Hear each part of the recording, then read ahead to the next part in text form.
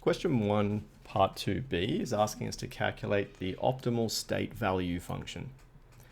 Now the easiest way to think about what this is that it's a measure of how good it is to be in a specific state.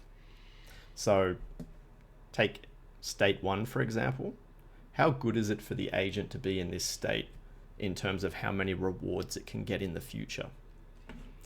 Now we're looking at the optimal value function. So this suggests that following the optimal policy is the way to get this maximum value possible. So what we need is two expressions for the state value function. We need an expression for state 1 and one for state 2. So under the optimal policy, what is the value to the agent of being in state 1? If we think about it, we know exactly what the agent is going to do if it's in state 1.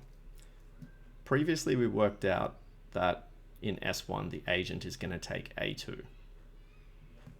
In terms of our rewards, this is where we collect the -1. So we go from state 1 to state 2 using action 2. This is how we start off our expression down here for the value function, -1. But that's only one time step.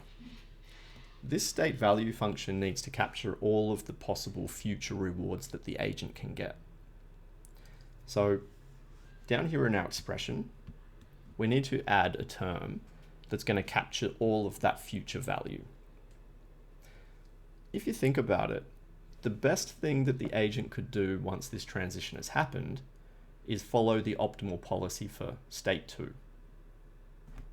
We worked out previously that, again, this is going to be action 2, but this is the one that allows us to capture the 5 reward.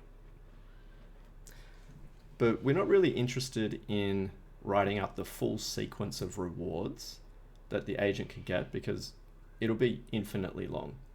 So what we do is we just put in another term for state 2 under the optimal policy, like this.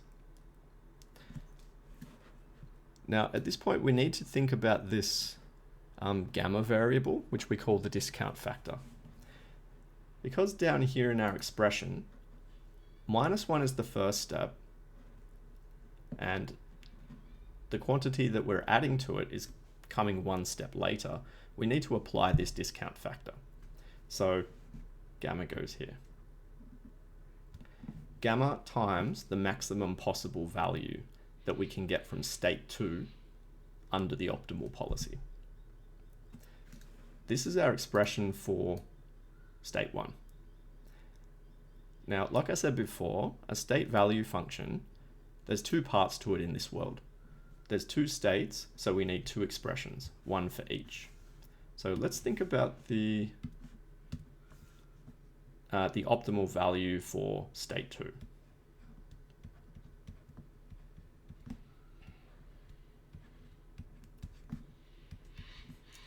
We get this pretty much exactly the same way as we did for state 1. We know that under the optimal policy, when the agent is in state 2, it's going to take action A2 to collect the +5 reward over here. So that's how we start our expression. The immediate value for the agent is 5. But now again, we have to add a term that captures all the future rewards that are possible after that transition. So again, we need to use our discount factor here and multiply it by the total possible value we can get from state 1. And that is just because if we take action A2 from state 2, it transitions us over to state 1. We apply gamma and then think about what is the possible value that I can get from state 1. Now, looking at these two equations, it's pretty obvious that we can just solve them by doing a bit of algebra. So let's substitute in the value function for S2 into the equation for S1. So it'll look like this. minus 1 plus gamma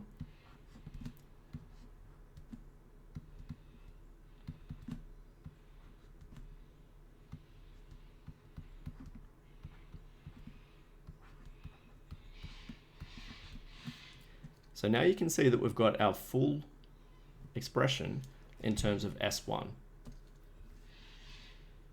If we expand that out,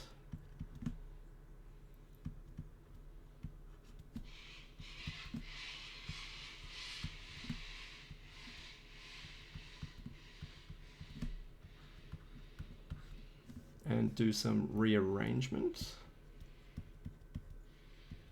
we should get to our solution for the optimal value for state 1.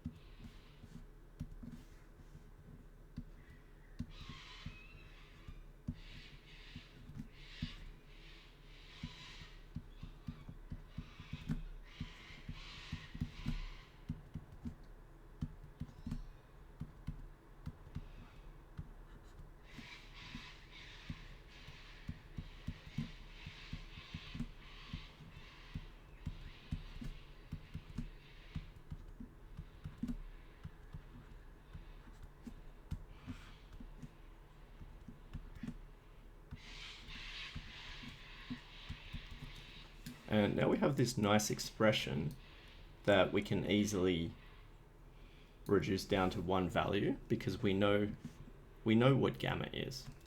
Over here in the question, they told us that gamma is 0.9. So over here, our equation reduces down to 3.5 divided by 0.19. And this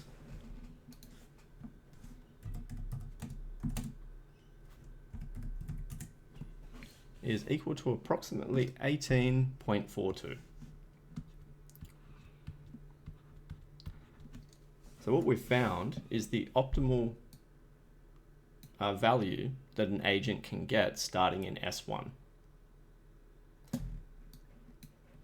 So that's the first expression, but remember that actually we had two expressions up here.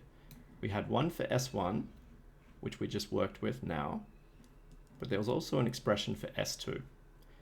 We can easily find the value for this expression now because we've got the value for S1. So let's do that down here. Keep this here.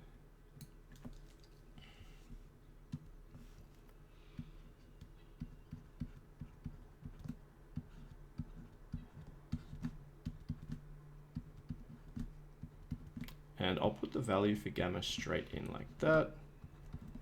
And we get our value for S1.